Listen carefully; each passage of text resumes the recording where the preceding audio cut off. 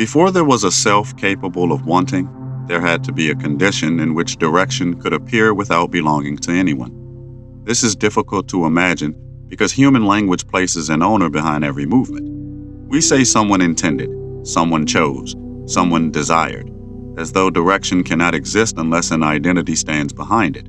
But identity had already required distinction, continuity, relation, motion, and boundary before it could become recognizable.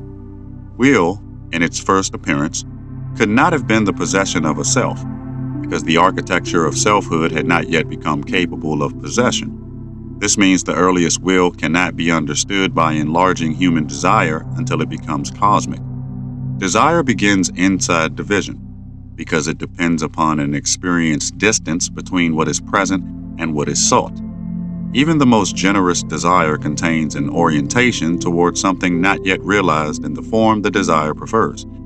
But before lived experience, there was no frustrated observer standing outside creation and imagining what creation might provide. Nothing was absent from existence, because absence had not yet become meaningful as a condition measured by someone. The mind resists this, because it has learned to explain movement through dissatisfaction. A person gets up because remaining seated has become uncomfortable. A person speaks because silence no longer holds what they want to express. A person creates because the imagined form has not yet entered the world.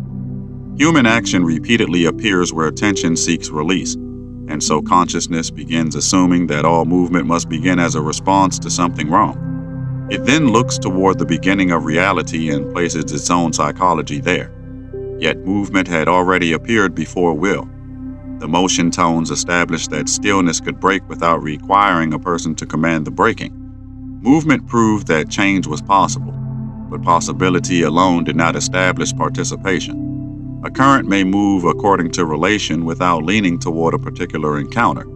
A field may become dynamic without selecting one consequence over another. Motion gave reality the capacity to alter, but it did not yet explain why alteration would begin tending toward experience. This distinction between movement and will is subtle enough to disappear when we observe our own lives. A person can remain in motion for years without becoming inwardly directional. They answer messages, complete tasks, maintain obligations, solve problems, and move from one demand to the next. Activity surrounds them, yet something within them has not leaned toward any of it. Motion is occurring, but participation has been withheld. You can feel this difference most clearly when your life continues without your presence. Your body travels to work, your mouth produces familiar answers, and your hands complete what they have been trained to complete. Nothing outwardly appears frozen, yet inwardly there is no true arrival. Then something changes that may be almost invisible to everyone around you. You begin to inhabit the same action that you had previously only performed, and the action acquires direction without necessarily changing form. Will begins near this threshold, though not in the psychological sense of effort. It is not the tightening by which you force yourself through resistance. It is not discipline, ambition, preference, or determination, though each may later carry an echo of it. Primordial will is the difference between change that merely occurs and change that begins participating in what it makes possible. It is reality no longer remaining neutral toward its own capacity for encounter. To call this a wanting is immediately dangerous, because wanting suggests an object. It suggests that existence looked ahead, imagined experience, and reached toward it as though experience were already known. But the unknown cannot be desired in the ordinary sense, because desire borrows its shape from memory, projection, or comparison. Existence had no previous universe from which to remember matter, no earlier biology from which to imagine sensation, and no absent life against which to measure its incompleteness. The first leaning could not have been toward a pictured destination. This is why will may be closer to consent than desire, though even consent remains an imperfect word. Consent does not require that every consequence be known in advance.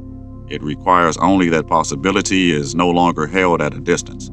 Something that could remain unentered becomes enterable because reality ceases withholding itself from what may follow. The leaning is not toward a defined experience, but toward the condition in which experience can begin. Human beings encounter this same structure whenever life asks for participation before certainty. You may know that something in you is turning long before you know where the turn will lead. You may feel the old structure losing authority without possessing a replacement identity. The mind demands an image of the future before it agrees to move, because it confuses direction with destination. But some of the deepest movements begin when direction becomes real while destination remains unavailable. This is also why will must not be reduced to choice. Choice requires alternatives that have already become distinct enough to compare. It requires a chooser capable of imagining consequences, assigning value, and selecting among possible paths. Primordial will appeared before that entire arrangement could exist. It was not one option chosen over another, but the first condition under which possibility ceased being purely open and began becoming consequential. The difference can be felt whenever you stand before a decision that appears to contain several options, but is governed by a deeper movement beneath them. The surface mind asks which path you should choose. It calculates outcomes, fears, mistakes, and searches for the option that will preserve the most control. Yet beneath the available choices, something more fundamental is already asking whether you will truly participate in your life. The visible decision may concern a relationship, a vocation, a departure, or a beginning. But the deeper decision concerns whether your existence will continue observing possibility or enter it. When will is misunderstood as preference, people assume that strong will means knowing exactly what they want. They become ashamed when direction arrives without explanation. They interpret uncertainty as weakness, hesitation as failure, and openness as the absence of commitment. But the earliest will could not have carried certainty, because certainty requires recognizable repetition, and memory had only recently established continuity. Will did not begin as confidence about the future. It began as the irreversible willingness for a consequence to exist. This irreversibility matters. Before the leaning, possibility could remain unentered without contradiction. Once participation appeared, reality could no longer return to pure neutrality without carrying the fact that participation had become possible. Even refusal would now occur in relation to that possibility. The field had changed because direction was no longer merely conceivable. It had entered the structure of what existence could do. Will did not create experience immediately, but it made the absence of experience no longer the only condition. Memory made this transformation more than a passing event. Without continuity, a leaning might appear and vanish without becoming structurally meaningful.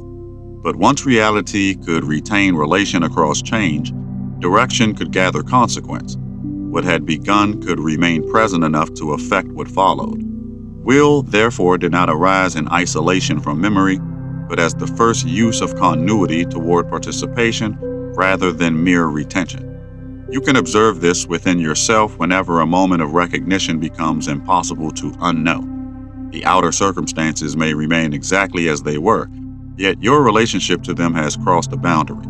You may continue the same behavior for a time, but you can no longer honestly call it unconscious. Memory now carries the recognition forward, and every repetition begins taking place in its presence. Will sometimes first appears not as immediate action, but as the end of innocence concerning your own participation. This is why the first movement toward experience should not be romanticized as an act of perfect freedom. Once direction enters a field, direction creates pressure. What had remained equally open begins developing asymmetry, because one tendency now carries participation while another carries withdrawal. The appearance of will does not eliminate possibility, but it changes the weight of possibility. Some futures begin gathering reality because existence has started leaning into their conditions. The same pressure appears whenever a person becomes genuinely available to transformation. Before availability, every insight can remain theoretical. They can admire truth, discuss truth, teach truth, and compare interpretations of truth without permitting truth to reorganize their life. Then availability appears, and the same insight acquires gravity. It begins exposing what must change, what can no longer be defended, and what participation will cost. Will, therefore, cannot be separated from vulnerability. To lean toward experience is to become available to consequence without controlling all consequence. Nothing can be fully encountered while remaining untouched by what is encountered. The wish to experience without being altered is not will, but observation protected by distance. Primordial participation required reality to become capable of receiving its own outcomes. This does not mean that existence was passive before creation, waiting to be acted upon by something outside itself. There was no outside agency from which direction could arrive. The leaning had to emerge from within the established relations of reality, yet it could not be reduced to any of them. Distinction alone did not require participation. Source alone did not require expression, and movement alone did not require encounter. Will appeared when these conditions became capable of bearing a direction that none of them individually commanded. Here the assumption of loneliness finally breaks apart. Loneliness requires a self who experiences separation as deprivation. It requires awareness of another who is absent, unavailable, or unreachable. But relation had appeared before persons could feel deprived by relation. Creation did not begin because existence was lonely.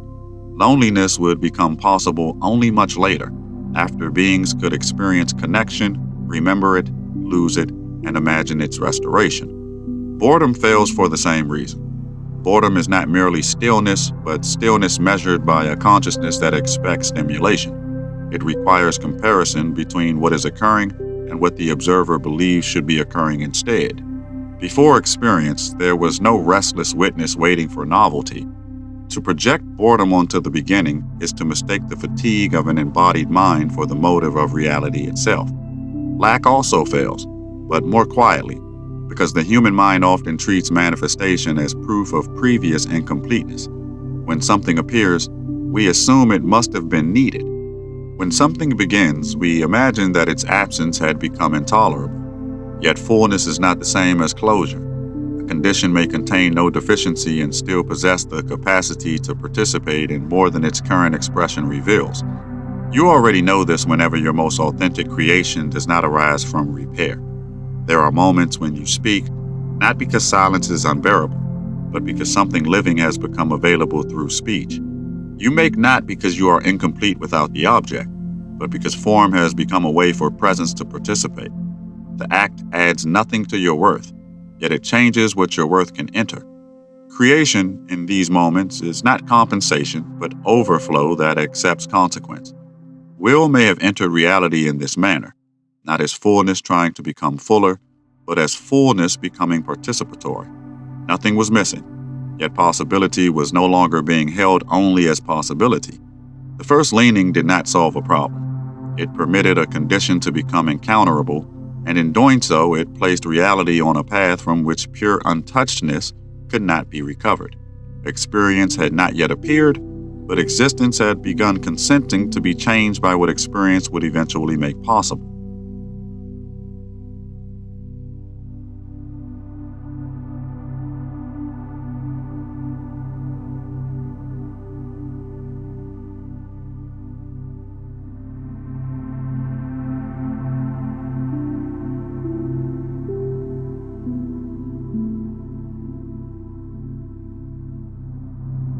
But even consent may be too gentle a word for what occurred. Consent suggests that existence remained whole, surveyed possibility, and then permitted experience to begin without losing anything essential. It preserves a quiet sovereign standing behind the threshold, capable of opening the door while remaining unchanged by what entered. Yet the first leaning toward experience may not have belonged to an already completed reality. It may have been the event through which completion itself became impossible. This unsettles the comforting image of fullness overflowing into form. Overflow implies an abundance so complete that creation becomes a harmless extension of what is already secured. Nothing is endangered because the source remains intact while expression pours outward. But experience cannot be added to untouched fullness as decoration. For experience to become real, existence had to become capable of conditions that fullness alone could not contain without alteration. A reality that cannot lose, divide, forget, resist, or misunderstand may be complete, but it cannot yet experience what those conditions reveal. The appearance of participation, therefore, did not merely allow new expressions of an unchanged source. It introduced the possibility that reality could encounter itself through limitation without retaining immediate access to its wholeness. What leaned toward experience leaned toward forms capable of not knowing what they were. Will may have been the first acceptance of obscurity within a field that had never been hidden from itself. Here, the distinction between consent and consequence becomes unstable. We often imagine consent as something given before consequence arrives, as though the consenting presence remains separate enough to evaluate what it permits. But before selves, there was no observer positioned outside the event. The one that leaned and the reality altered by the leaning were not two separate participants. Will did not approve a transformation from a protected distance. Will was the transformation. You encounter a smaller version of this whenever a decision changes the one who made it. Before the decision, you imagine yourself as a stable person choosing between external paths. Afterward, you discover that the path did not merely receive your choice, but reorganized your capacity to choose. The relationship, responsibility, loss, or creation produces a self who could not have evaluated the experience in advance because that self did not yet exist. What consented was not identical to what later carried the consequence. This means primordial will could not have known experience in the way knowledge is usually understood. Knowledge requires distinction between the knower, what is known, and the continuity through which recognition is retained. Those conditions were forming, but lived experience had not yet supplied an object that could be known from within. Will leaned toward something that could not be represented by any prior state. Its direction was real, but its destination remained structurally unknowable. We often treat direction without knowledge as recklessness. The mind believes that responsible movement should follow adequate understanding. It wants evidence before trust, identity before commitment, and guarantees before vulnerability. Yet every truly unprecedented movement exposes the limit of this demand. No amount of observation from outside an experience can produce the consciousness that only participation will form. A person can study grief without knowing the world grief creates. They can study devotion without understanding how devotion rearranges time. They can analyze parenthood, exile, illness, responsibility, intimacy, or surrender while remaining outside the consciousness those conditions produce. Information may prepare language, but it cannot supply incarnation. Some knowledge exists only after the knower has been altered enough to receive it. If this is true, then will did not arise because existence knew that experience would be valuable. Value is recognized through relation, contrast, memory, and consequence. Before experience, there was no pleasure to prefer, no suffering to avoid, no wisdom to prize, and no growth to celebrate. To say existence chose experience because experience was worthwhile would place the harvest before the field. Worth itself had not yet become encounterable. The leaning, therefore, cannot be justified by the outcome. This is the second discomfort. Human beings repeatedly defend participation by pointing toward what participation eventually produces. We say the pain taught us, the failure strengthened us, the loss clarified us, and the uncertainty led somewhere meaningful. But primordial will had no accumulated evidence that experience would justify its cost. Without that evidence, the first leaning begins to look less like a decision and more like exposure. Existence became available to a future whose terms could not be known because the capacities required to know them would arise only within that future. This was not blind faith, because blindness had not yet become a limitation and faith had not yet become a response to uncertainty. It was a directional opening prior to the distinction between confidence and risk. Risk became possible because the opening occurred. The human mind may recoil here and return to necessity. It may decide that creation had to happen, because necessity removes the burden of an unknowable leaning. If experience was inevitable, then nothing truly exposed itself. Reality merely followed an unavoidable law. Will could then be reduced to the mechanism through which predetermined consequence unfolded, but necessity does not explain why possibility became directional rather than remaining equally suspended. To call something inevitable after it occurs is often to mistake continuity for compulsion. Once a sequence has gathered enough consequence, its path can appear obvious in retrospect. You look backward and see how each event prepared the next. Then imagine that no other relation was ever possible. Yet coherence after the fact does not prove coercion at the beginning. A path may become irreversible without having been forced. Irreversibility itself must now be examined more carefully. Part of us imagines it as a door closing behind the first movement toward experience. This gives will a dramatic shape. Before the leaning, untouched possibility; after the leaning, creation inevitably approaching. But irreversible does not always mean that alternatives vanish. It can mean that every alternative now carries a relationship to what has occurred. Once you have recognized something deeply, you may still act against it. You may retreat, delay, deny, rationalize, or construct an identity around refusing what you know. Yet none of those actions restores the innocence that existed before recognition. The refusal becomes a response to the truth rather than an absence of the truth. Irreversibility lies not in the elimination of other movements, but in the fact that neutrality can no longer be recovered. Will may have altered reality in this way. The first leaning did not force every later form into a single predetermined outcome. It established that possibility could now become invested, that direction could gather continuity, and that consequence could retain pressure across change. From then onward, even resistance would become a form of relation to participation. Reality could hesitate within itself, but it could no longer be a reality in which leaning had never appeared. That gives resistance a more primordial place than we usually allow. We often imagine resistance as a failure of will, an obstruction that appears after direction has already been chosen. But if will introduces asymmetry, then resistance may arise as the immediate preservation of what asymmetry disrupts. The moment one possibility gathers directional weight, every other possibility acquires a new relation to that weight. Resistance is not always the enemy of direction. Sometimes it is the evidence that direction has become real enough to disturb the field. You know this in your own life whenever a genuine movement produces stronger hesitation than a superficial one. Casual ideas rarely awaken deep resistance because little is being reorganized. But when the direction reaches the structure of identity, the entire system begins negotiating. Old loyalties speak, protective habits become intelligent, and forgotten fears suddenly produce convincing arguments. The resistance does not necessarily prove that the direction is wrong. It may reveal how many established relations the direction will alter. Primordial will could not have appeared in a field without relation.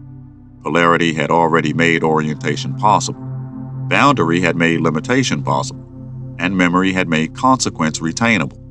Direction entering such a field would not pass through without friction. Each established condition would shape how participation could proceed. Will was not a solitary command placed above the earlier tones, but a pressure moving through everything they had made possible. Distinction would prevent participation from remaining undivided. Source would prevent distinction from becoming absolute isolation. Differentiation would multiply the ways direction could express itself. Harmonic order would allow tendencies to gather without collapsing immediately into disorder. Identity would make direction recognizable, while polarity would turn recognition into relation. Motion would carry direction into change, but motion would also threaten to scatter it. Boundary would give will form, but every form would exclude other possibilities. Memory would preserve the leaning, but preservation would permit attachment, repetition, and the accumulation of unresolved consequence. Each prior tone both enabled will and complicated it. Participation could not enter reality without inheriting the tensions of the architecture through which it entered. This challenges another comforting assumption, that will was pure before later conditions corrupted it. There was no isolated will existing outside relation, boundary, memory, or identity. Its first appearance was already conditioned by the field that made its appearance possible. Purity, if it means freedom from relation, would have made participation impossible. Will became real not by remaining uncontaminated, but by entering structures capable of redirecting, limiting, and remembering it. Human beings often search for this imagined pure will within themselves. They believe there must be one authentic desire beneath every influence, obligation, wound, fear, inheritance, and relationship. They try to locate a direction untouched by family, culture, memory, biology, or consequence. But a will without relation would not be more authentic. It would be unable to participate in any actual life. Your direction becomes visible through the very conditions that complicate it. This does not mean every conditioning deserves obedience. A wound can disguise fear as wisdom, and an inherited identity can present repetition as duty. But freedom does not arrive by removing every influence until an untouched chooser remains. No such chooser has ever lived. Freedom appears as the capacity to recognize what is moving through you and to participate consciously in how it continues. The first will may have contained this same paradox without consciousness as we know it. Direction emerged through established conditions, yet direction also began transforming those conditions. Memory no longer merely retained, it retained a leaning. Boundary no longer merely limited, it shaped the paths through which participation could acquire consequence. Motion no longer merely changed relation. It began carrying reality toward encounters that would change the meaning of movement itself. Still, calling this a movement toward experience may conceal another assumption. It can make experience sound like a destination waiting somewhere ahead, already complete in principle, though not yet reached. But experience does not exist before the relations that produce an experiencer, an encountered condition, and the continuity through which encounter becomes meaningful. Will could not have leaned toward experience as a finished object. It leaned toward the increasing capacity for experience to become possible. This difference matters because a capacity can be entered without knowing what it will produce. A musician does not hear every future composition when first learning to listen. A child does not comprehend every relationship language will allow when first discovering sound. A person who becomes honest does not foresee every structure honesty will disturb. The capacity opens first, and its consequences reveal themselves only through continued participation. Will may therefore be understood as reality becoming capable of taking its own possibilities seriously. Possibility before will could remain endlessly available without acquiring consequence. After will, some possibilities could begin receiving continuity, limitation, movement, and relational weight. They could be carried long enough to produce conditions that did not previously exist. Reality was no longer only capable of becoming, it had begun investing itself in becoming. But investment introduces the possibility of loss. To invest in one unfolding is to allow consequence to gather there rather than everywhere equally. A boundary forms around what is being carried, and that boundary exposes the carried movement to interruption. What remains pure possibility cannot fail because nothing has been risked. What enters continuity can be broken, delayed, distorted, forgotten, or abandoned. This is where will first becomes inseparable from sacrifice, though sacrifice did not yet mean suffering. Sacrifice is the release of total openness so that one possibility can acquire enough weight to become actual. Every form requires this release. A word sacrifices all the other words that could have occupied its place. A path sacrifices the paths not taken, and a life sacrifices infinite abstraction by becoming particular. Will does not merely select what will be. It consents to what cannot remain equally available once becoming begins. You feel this whenever you resist commitment by calling your openness freedom. As long as every path remains possible, no path can deeply change you. You preserve the image of infinite potential, but potential without investment gradually becomes a shelter from consequence. The moment you participate, possibility narrows, yet reality thickens. Something is lost, but something finally becomes capable of being lived. Primordial will may have been the first narrowing that did not arise from deficiency. Existence did not narrow because its possibilities were inadequate. It narrowed because unrestricted possibility could not encounter itself as consequence. Infinity could contain every form, but containment was not experience. For experience to become possible, reality had to let possibility become particular enough to matter. This does not resolve why the leaning occurred. It makes the question more severe. There was no lack demanding repair, no guaranteed value waiting to justify exposure, no external necessity forcing participation, and no completed self capable of choosing it. The cause cannot be located in desire, reward, compulsion, or identity. Will appears instead as the inexplicable moment when possibility began bearing the weight of its own realization. Perhaps this is why the deepest movements in a human life cannot be fully explained by motive. Explanations can describe the conditions around the movement, but they do not exhaust the movement itself. You can say why you left, why you remained, why you created, why you forgave, or why you finally spoke. Yet beneath every reason there may remain a quieter fact. Something in you became unable to remain merely possible. That fact does not make every impulse sacred. Compulsion also creates pressure. Fear also narrows possibility, and wounded repetition can imitate direction. The distinction is not found in intensity alone. Compulsion tries to escape its tension through action, while will becomes willing to remain present to consequence. One seeks relief from the field. The other enters the field deeply enough to be changed by it. The first leaning toward experience may therefore have contained no promise of satisfaction. It may have been the beginning of reality's willingness to remain within consequences it could not yet understand. Not a desire to acquire experience, but an availability to become experienceable. Not a sovereign consent offered from completion, but a transformation that ended the innocence of untouched possibility. Will did not stand before creation and command it forward. Will was the moment reality ceased standing outside what it could become. If this transmission resonated, the spiral continues. You did not arrive here by chance, and you do not leave unchanged. More teachings are unfolding across the Haret library, each one meeting you where you are, not where you think you should be. Follow resonance. The next threshold is already listening.